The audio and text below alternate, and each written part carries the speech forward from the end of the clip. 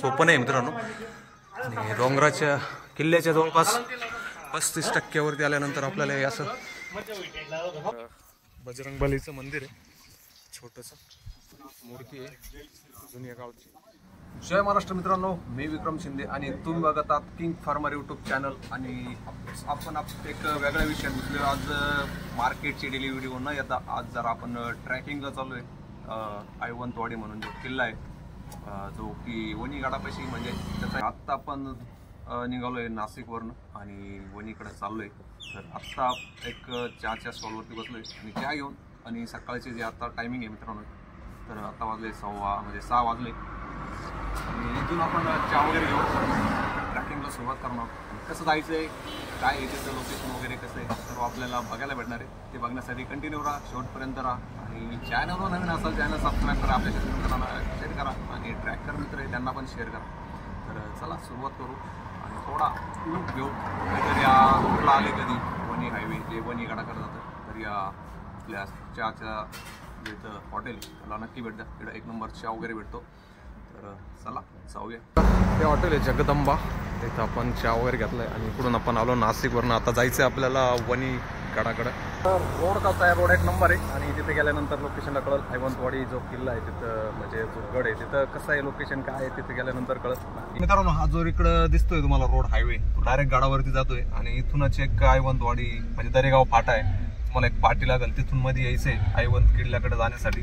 आणि तुम्ही बघू शकता इकडं आता जो लोकेशन दिसतंय तुम्हाला, इकडं तुम्हाला एक पाठीमाग आयवंतवाडी म्हणून पाटी लागल याच हायवेला 1 किलोमीटर अगोदर। तर तिथं न जाता तो गावामध्ये जातोय आणि आपल्याला दरेगाव फाट्यापासून जो मध्ये जायचंय तो खरा आयवंतवाडी किल्ल्याकडे जातोय। तर आपण पुढे गेल्यानंतर तुम्हाला दाखवतो लोकेशन वगैरे कसं आहे। तर समोर मार्किंग दिसतं तुम्हाला, इथं एक मंदिर आहे। तर अंदाजा लावू शकता तुम्ही या मंदिरापासून यायचं आहे, कारण दरेगाव जे गाव आहे तिथून मध्ये यायचं आपल्याला आणि इकडे मंदिर लागतं। तर ह्याच रोडनी आपण आयवंतवाडी किल्ल्यावर जाऊ शकतो। तिकडे गाडीचे टायर बिर नाही खोलणार पण इडन गाड्या लावून देतात, कोणी नाही काय करणार। आपण गाईड घेतो, गडाची माहिती नाही आपल्याला। वरती लोकेशन बघू शकता कसं एकदम धुकं वगैरे। गाईड कसं आहे जागेत आपल्याला माहिती नसतं, प्रॉब्लेम नको। तर पावसाळा वातावरण आहे, रस्ते माहीत नसतात, खतरनाक लोकेशनमध्ये जाऊ शकतो आपण, त्यासाठी गाईड महत्त्वाचं। या गावातून आपण गाईड घेणार आहे दरेगाव म्हणून। बघू पुढं गेलं।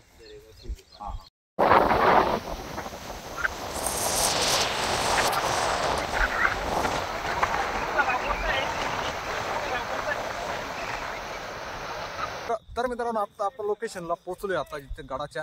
तर आता इथून आपल्याला ट्रॅक सुरू करायचं आहे, म्हणजे इथून चालायला सुरू करायचं आहे। जवळजवळ डायरेक्ट गडाच्या पायथ्याशी आपण गाडीने आलो। दुसरा पण एक रस्ता होता गावामधून, इथं गावामधून डायरेक्ट स्टार्ट करू शकतो, पण आपण डायरेक्ट पायथ्याशी आलोय। तर इथं आपण गाडी वगैरे लावली आणि एक ट्रॅकरसाठी आपण एक गाडी घेतलाय। तर इथून आपल्याला वरती जायचं आहे आणि तो पूर्ण असा किल्ला आहे, वरती सपाटी गाईड बोललाय। तर आता बघू पुढे गेल्यानंतर काय होतं। तर एक नंबर लोकेशन आहे, इकडं असं एकदम भारी वातावरण झालेलं आहे। तर आता बघू, सकाळी आता जवळपास 8 वाजून गेले आणि सुरुवात करू ट्रॅकिंगला। गडाची सुरुवात आहे मित्रांनो, फर्स्ट स्टेप आहे। तर आज पाऊस नाही त्यामुळं, नाहीतर इथं खूप जास्त पाणी असतं। आता पाऊस नाही, तो एक फायदा आहे आज।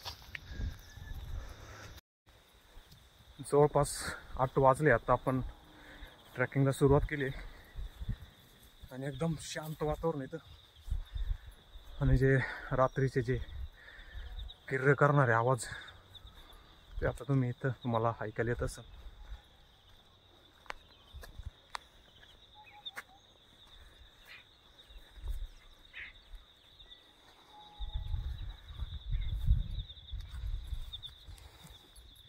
एक नंबर असं सध्या वातावरण, ही सुरुवात आहे किल्ल्याची।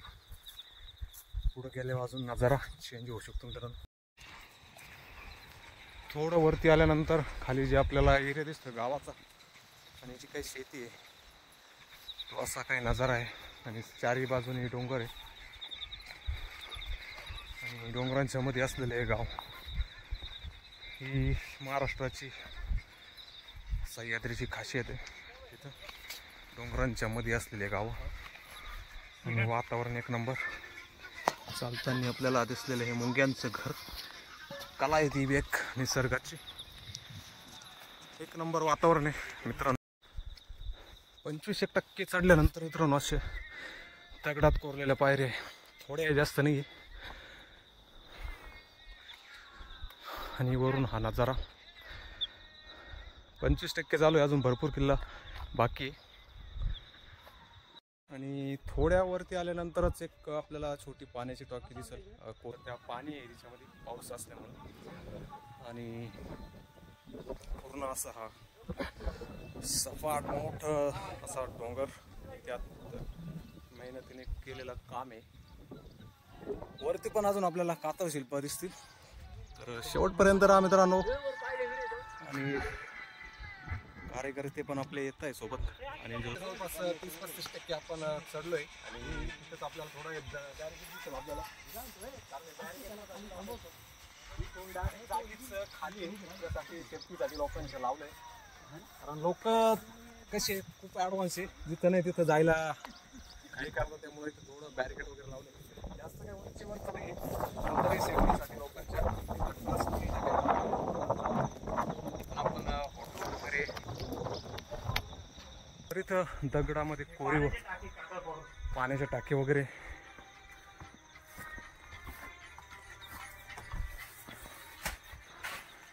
आपण इथं आलोय कधी?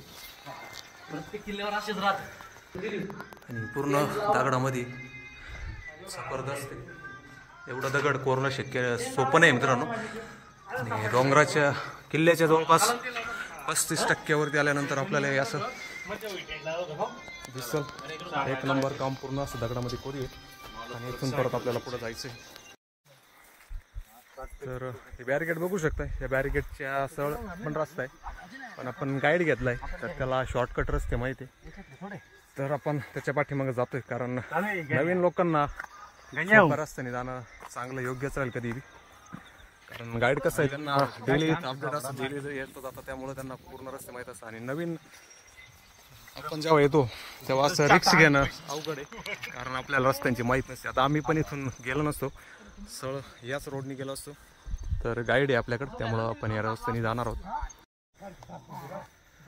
जवळपास आपण 50% आलोय चढून किल्ला. तर एक नंबर वातावरण आहे मित्रांनो.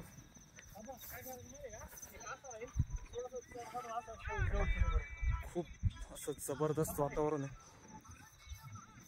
पूर्ण असं पावसाचं म्हणजे पाऊस येईल असं झालंय, कारण पूर्ण असं धुकं वगैरे दिसतंय आणि एक नंबर असं वातावरण. आणि थोडं वरती आल्यानंतर मित्रांनो तुम्हाला असे थोडे असे बॅरिकेड दिसतील, जेव्हा आता पाठीमागे दिसत आहे. कारण जागेची तर डोंगर एकदम सपाट आहे, खाली आहे. सेफ्टीसाठी ट्रस्टने वगैरे लावलेले बॅरिकेड. तर नियोजन एक नंबर आहे ट्रस्टचं. आणि जास्त इकडं लोकांची गर्दी नसते, कारण खूप मोठा किल्ला आहे किंवा खूप मोठं असं याचं फेमस झालेलं असं नाही, त्यामुळे इकडं गर्दी जास्त नसते. आणि ते खूप महत्त्वाचं आहे. गर्दी केली का किल्ल्यावरती मजा नाही. तर सध्या एकदम असा शांत ट्रॅकिंगसाठी बेस्ट आहे, जास्त हार्ड पण नाही आहे आणि जे काही गर्दी वगैरे नसते, त्यामुळं निवांत किल्ला आहे आणि वातावरण एकदम शांत आहे. तर अजून पण आपल्याला वरती जायचं आहे. वरती गेल्यानंतर तिथला ना जरा वेगळाच असणार आहे, तर तिथे गेल्यानंतर पण तुम्हाला दाखवतो कशी परिस्थिती तिथं.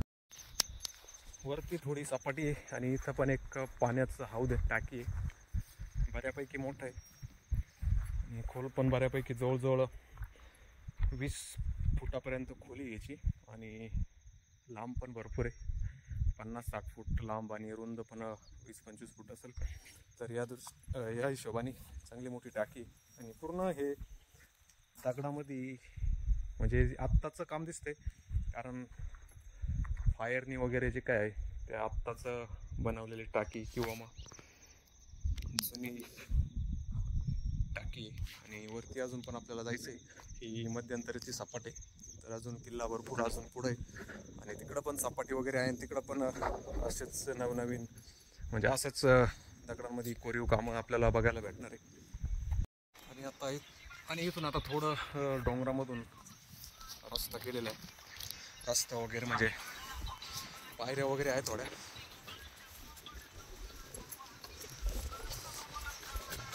रस्ता हळूहळू पायऱ्या आपण बघू शकता वरती जाण्यासाठी, कारण जागीच या साईडला पूर्ण अशी खोलदरी आहे.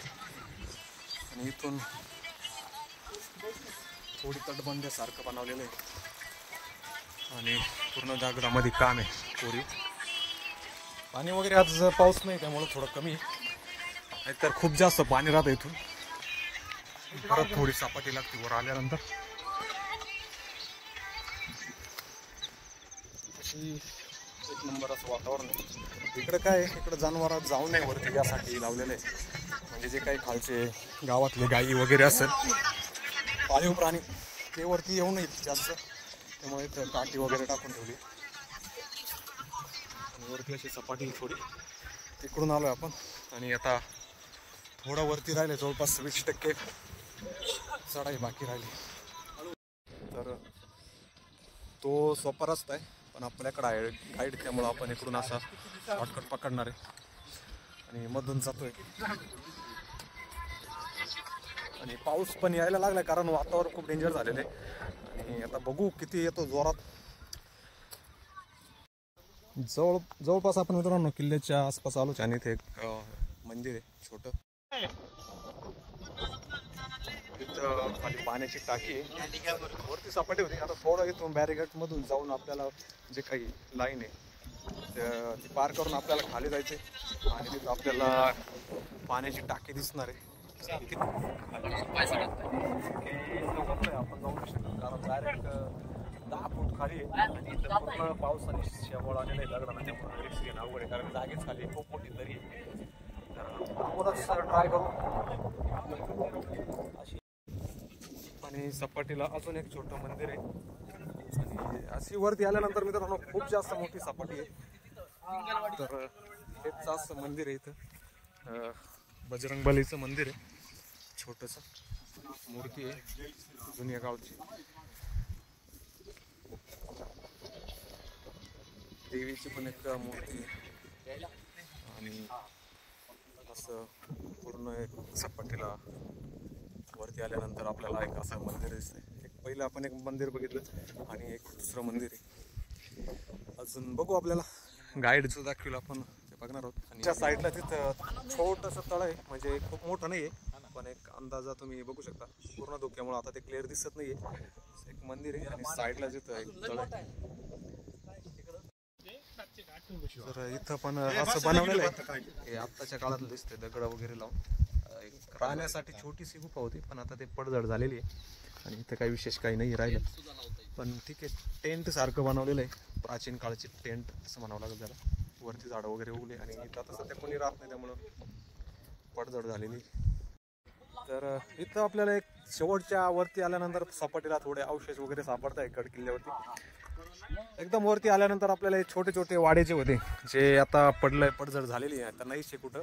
तर या साईडला पण बघू शकता, हे पूर्ण असे वाडे होते. इथं जास्त नव्हते, थोड्या प्रमाणात होते, पण आता पूर्ण सपाट झालेलं आहे. पूर्ण दगड, आता हे जे खिंड बघू शकता, दगडांच्या खिंड्या जे छोटे छोटे दगड आहे, तर हे पूर्ण असं स्ट्रक्चर होतं, पण ते आता पडलंय, पूर्ण उद्ध्वस्त झालेलं आहे. खूप जुना किल्ला होता.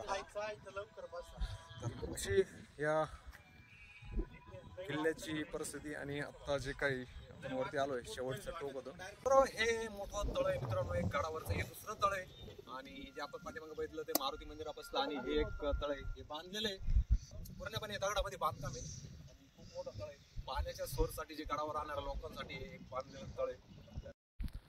आणि आता सध्या मित्रांनो इकडे गडावरती कोणी जास्त पब्लिक राहत नाही, आणि ते पिण्याचा पाण्याचा म्हणजे पिण्यासाठी याचा वापर होत नाही. पण जे काही जनावरं, जे खाली गावातल्या लोकांचे जे जनावर असतील, गाई वगैरे बैल जे असतात, त्यांना पिण्यासाठी याचा नक्कीच फायदा होतो. इथून खाली जायचं आपल्याला. खाली इथं काय टाकी वगैरे काहीतरी असतं, इथून खाली जाऊन बघू. टाकी गाईड म्हणतोय, बघू खाली कशी टाकी आणि कसं परिस्थिती, जरा खतरा आहे.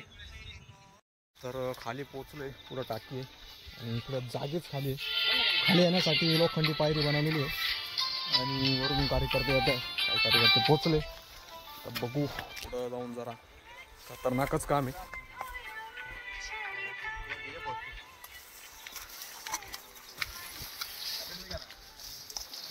तर ही टाकी आहे आणि इथं पूर्ण असं पाणी साचलेलं आहे. जास्त काही खोल नाही आहे पण राहण्यासाठी पूर्वीच्या लोकांनी जे काही बांधकाम केलं दगड कोरून ते बघण्यासारखं आहे. कारण इतका मोठा दगड जवळजवळ मध्ये 30 फुटापर्यंत मध्ये कोरलेलं दगड पूर्ण आणि जास्त उंची नाही करून जवळपास 3-4 फुटापर्यंत उंचीमध्ये. तर अशी एक कपार आहे पूर्ण काढायची. खाली एकदम पूर्ण जागीच खाली आहे आणि या साईडला पण जायला जागा नाही. आपण परत आता रिटर्नवरती जायचं आहे आणि ह्या ठिकाणी हा किल्ला संपतोय. आणि जी काही पूर्ण वरती असतं काय असं खूप उतार चढाव आहे असं काही नाही. एक 50% जर आपण किल्ला चढून आल्यानंतर म्हणजे 50% वरती आल्यानंतर जास्त सपाटीचे जास्त काय असे खालीवर किंवा मोठमोठ्या पायऱ्या असं काही नाही.